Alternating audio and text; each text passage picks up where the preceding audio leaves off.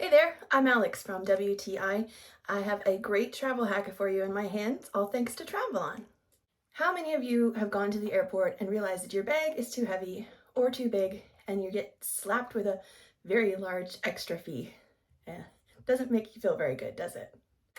This luggage weight scale from Travelon is going to be your new best friend. It's super light and compact, and you can throw it in your suitcase for whenever you go anywhere.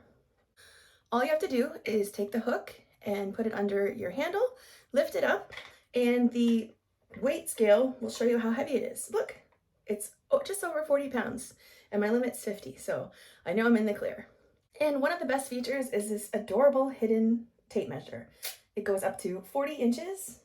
So again, maybe you bought a new set of luggage and you want to make sure it's going to be under the limits in size as well. So this little tape measure is going to come in super handy for that as well.